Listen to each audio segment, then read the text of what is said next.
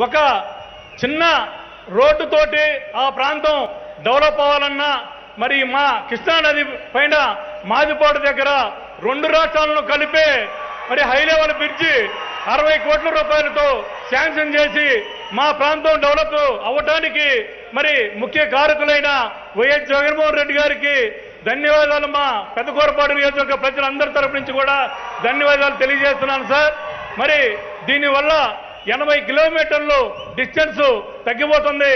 విజయవాడ హైదరాబాద్ నుంచి వచ్చే వాళ్ళకి మా ప్రాంతం సత్తినపల్లి కానీ చిల్లూరుపేట నుంచి మద్రాసు వెళ్ళే వాళ్ళకి కానీ 80 కిలోమీటర్లు విజయవాడ గుంటూరు వెళ్లకుండానే డిస్టెన్స్ తగ్గిపోయి మా ప్రాంతం డెవలప్ అవడానికి, మా ప్రాంతం కమర్షియల్గా డెవలప్ అవడానికి ఎంతో ఉపయోగపడుతుంది సార్. ఈ బ్రిడ్జి అనేది మీకు ప్రత్యేక ధన్యవాదాలు తెలియజేస్తున్నాం సార్. ఈ బ్రిడ్జికి మాకు ఇష్టమైన నాయకుడు వైఎస్ఆర్ రాజశేఖర రెడ్డి గారు నామకరణం చేయాలని చెప్పి మరి కూరపాడు ప్రజల ద్వారా మీకు తెలియజేస్తున్నాను సార్.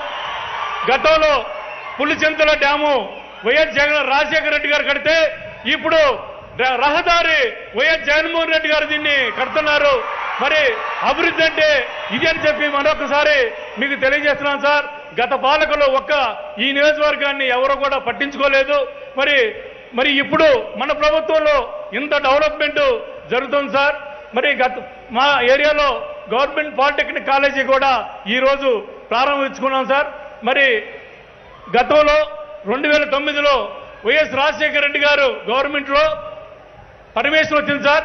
గత పాలకులు మరి కన్నా లక్ష్మీనారాయణ గారు కానీ మరి కొమ్మరపాటి శ్రీధర్ గారు కానీ దాన్ని స్థల సేకరణ చేసి ఇంతవరకు ఆ బిల్డింగ్ కట్టలేకపోయారు.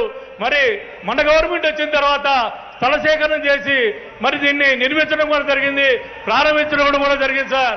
మీ సహకారంతో ఇంత డెవలప్మెంట్ జరిగింది సార్. ఇది డెవలప్మెంట్ అయితే ఇది అని చెప్పి నేను మరొకసారి తెలియజేస్తున్నాను సార్.